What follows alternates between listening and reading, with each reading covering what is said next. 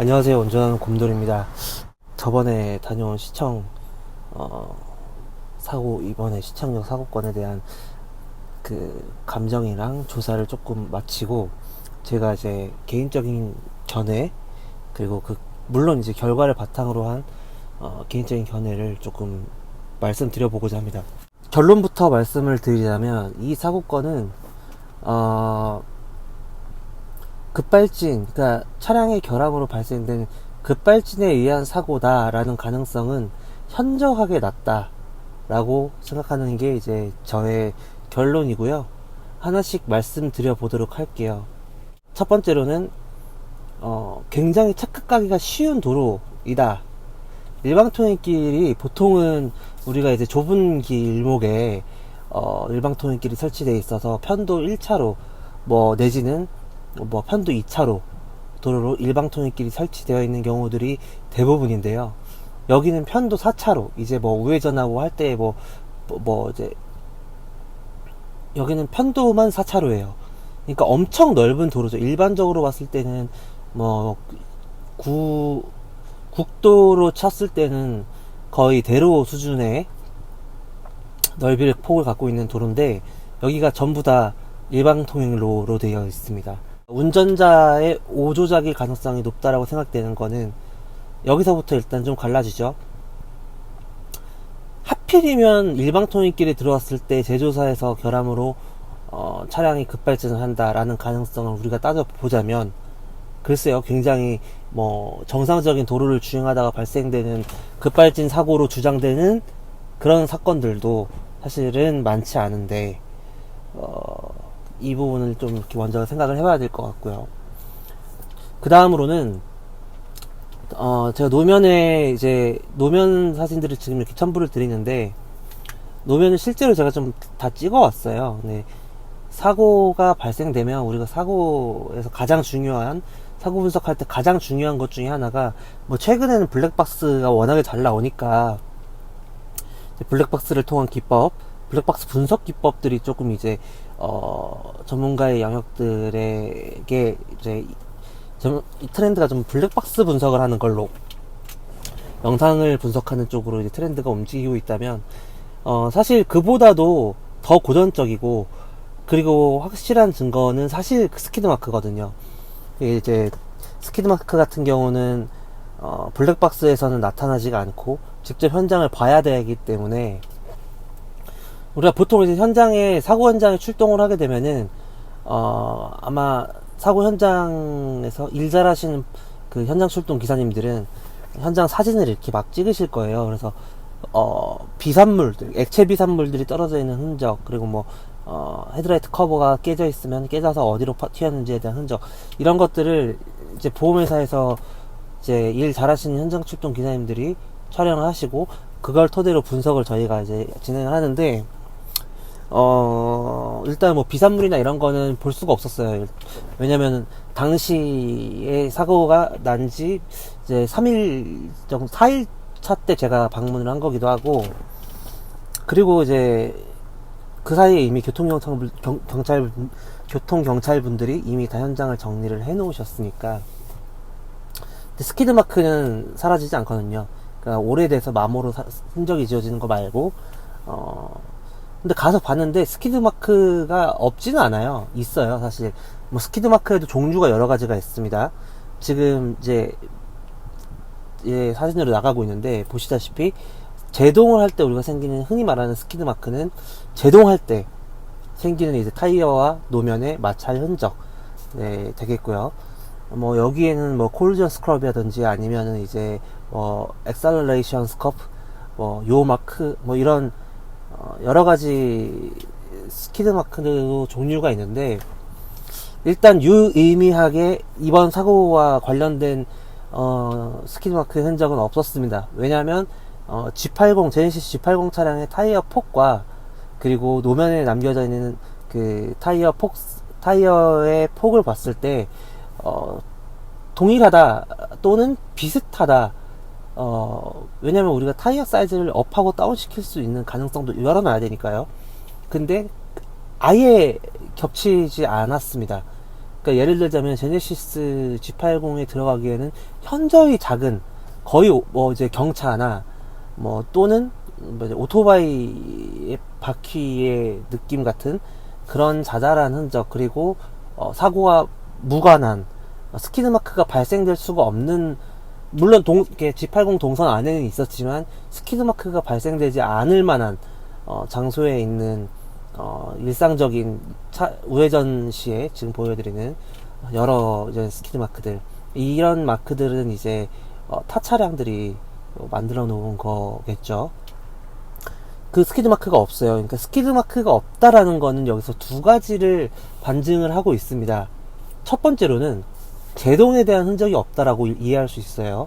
여러분들도 뭐 잘 아실 거고, 그리고 경찰서에서도 이미 스키드 마크가 뭐 실제로 없었다라고 발표를 하면서 같이 나타냈던 얘기인데, 조금 다른 관점에서의 스키드 마크가 아까 말씀드렸던 이제 액셀러레이션 스커프라고 하는, 이제 가속 스커프라고 하는 형태의 스키드가 또 있어요. 대부분의 급발진 소송을 진행을 하는 사건들의 대부분은 이 가속 스커프가 존재합니다. 급발진이라고 하면 소위 얘기하는 풀악셀 상태인 거거든요. 차량 결함으로 인한 급발진이다 라고 하면 풀악셀 상태로 갑자기 차가 바뀌는 거예요. 근데 서 있는 상태에서 우리가 레이싱 카드를 이제 서 있다가 갑자기 끼기기기기 하고 출발하는 것들, 이게 이때 생기는 노면 바퀴 흔적이 이제 가속 스커프거든요. 이게 없었다라는 거는 풀악셀로 갑자기 전환된 순간이 없었다 라고 이해하는 게 보통이고, 가속 스커프, 그러니까 액셀러레이션 스커프가 없었다라는 걸로 우리가 알 수 있는 거는 급가속에 대한 부분을 보기가 어렵다라는 거예요. 자, 가정을 해볼게요. 만약에 정말 차량에 이상 증상으로 인해서 갑자기 차량이 급발진을 했다. 그러면 첫 번째로 가속을 하는 시점에서 급발진으로 바로 속도가 올라갔기 때문에 가속 시점에서 이미 여기서 가속 스커프를 남겼어야 합니다. 이게 일반적일 거예요. 또 이제 두 번째로 봤을 때는 이게 사실 좀 전 결정적이라고 생각을 합니다. 급발진이라는 거는 악셀이 풀악셀로 가는 거잖아요. 박았어요. 1차 충돌이 있었어. 근데 여기서도 계속 가속을 하고 있을 거란 말이죠. 급발진이라고 한다면. 그럼 여기서도 이미 그 노면에 타이어 자국이 생겨야 돼요. 이걸 우리가 이제 충돌 스크럽, 그 컬루전 스크럽이라고 하는데, 이게 안 생겼어요. 그럼 뭐야, 여기서는 순간적으로 박자마자 운전자가 의도를 했든 아니면 의도하지 않고 물리적으로 그냥 충격 때문이든 악셀에서 발이 떨어졌다는 얘기야. 보니까 계속 발진하지 않았다는 거죠. 악셀 오프만 해도 가속이 붙지는 않으니까요. 차는 앞으로 나가겠지만 물론. 근데 그런 흔적이 전혀 없었어요, 현장에서 봤을 때. 그리고 그 상태로 또 이동을 해서 차량 두 대를 더 부딪혔죠. 그리고 나서도 교차로를 더 질러서 갔다.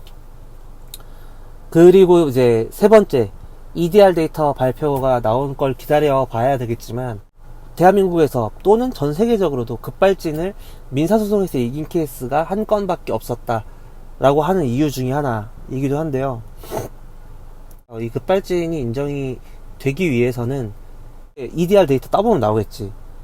악셀과 브레이크가 같이 밟혀 있다 라고 하는 경우면 EDR 데이터가 나오는 걸 봐야 되겠지만, 운전자가 브레이크 페달 스위치가 켜져 있다 이러면 제동의 흔적이 있었다라고 볼 수는 있거든요. 근데 일단 CCTV 영상에서는 제동등은 안 나왔던 상황이고, 사고 당시에.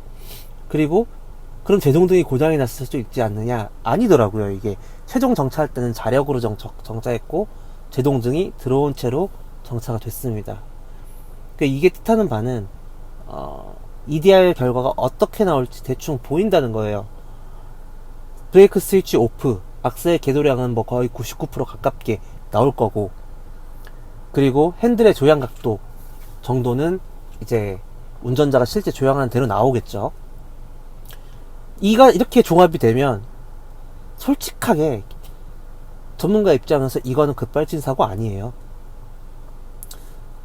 여기서부터는 추론입니다. 이제 우리가 일방통행길로 들어온다는 거는 사실 일상적으로 운전하면서 경험하기는 쉽지 않잖아요. 근데 편도 4차로짜리 대형 도로, 일방통행도로에 그 편도 4차로짜리 일방통행도로가 많지도 않아요, 전국에. 서울에만 있을 것 같아, 내 생각엔. 그건 좀 알아봐야 되겠지만요. 이 일방통행도로가 4차로짜리로 2차로짜리로 진입을 해도 되게 당황스러운데 4차로 편도에 일방통행길을 진입을 했어.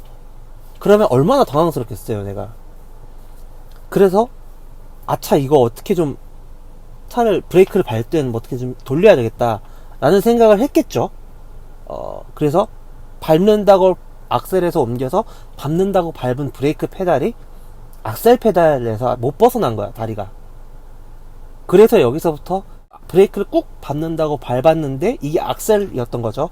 차가 급가속을 하기 시작합니다. 더 당황스럽겠죠. 그래서 악셀 페달이 계속 더 밟습니다. 근데도 차가 서지 않겠죠. 물론 그 과정에서 밟았다 뗐다 하는 흔적은 분명히 있을 것 같아요. 난 EDR 데이터에서 그래서 예상되는 결과가 악셀 궤도량은 99%까지 갔다가 뭐 한 70%까지 떨어졌다가 요런 구간들은 좀 몇 개 있을 것 같아요. 근데 브레이크 스위치는 마지막에 최종 정차할 때 빼고 한 번도 켜진 적이 없을 거다. 그러니까 즉 브레이크는 사고 당시 한 번도 밟지 않았을 것 같다. EDR 데이터가 이렇게 나올 것 같다는 거죠. 이렇게 나온다라고 하면 이거는 진짜 운전자가 잘못하신 거거든요.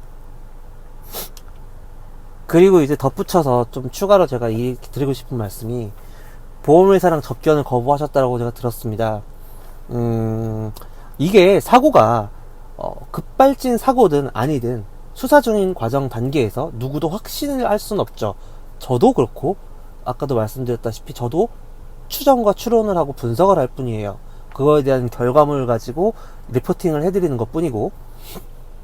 근데요, 어쨌든 9명이라는 사망자를 내시고 그리고 7명이라는 부상자를 입히셨잖아요. 이런 측면에서 보험사에서 보험 처리를 원만하게 처음에 선처리를 하기 위해서는 운전자의 개인정보 동의를 받아야 되고, 그리고 운전면허, 면허가 살아있는 유효한 면허인지 진위 여부를 해야 될 의무가 있단 말이에요.